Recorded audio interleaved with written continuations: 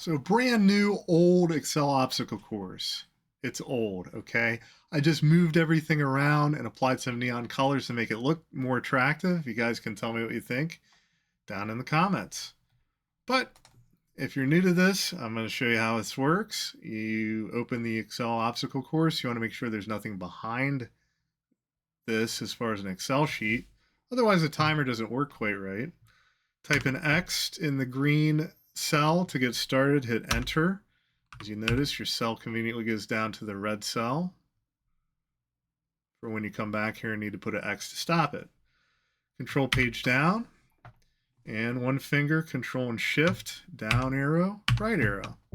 Or if you prefer, control A to highlight everything. Then we do control D, copies it down. And it should look like this nice pictogram right here. Next, control minus sign, control spacebar highlights an entire column, and then control minus sign deletes it away.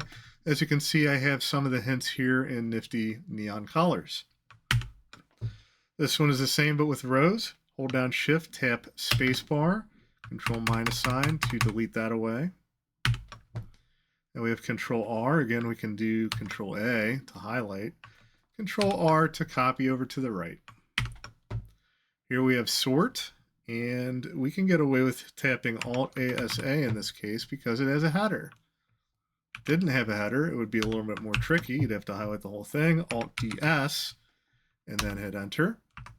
But lucky for you, you can pick anywhere in this, Alt-ASA, sorts ascending. Here we have the classic Excel obstacle course puzzle of deleting the yellow, leaving the red. Actually, the first obstacle I ever came up with to train Excel. Next, text to columns. I'm going to highlight everything, control shift down. And since we have A space B space C space D, Excel is going to predict what I want to parse with. So Alt D E F automatically parses it into these 4 columns. Arrow navigation, another classic. Just holding down control, tapping arrow to get through the yellow brick road. Next, if we do Alt equals sign on one of these, we get a total. But we have to hit enter to register that.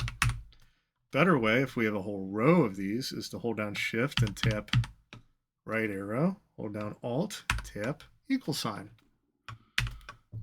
Next, switching sheets, just control page down, simple enough. Here we can't do control A because of the header, so it's control shift down and to the right, control C.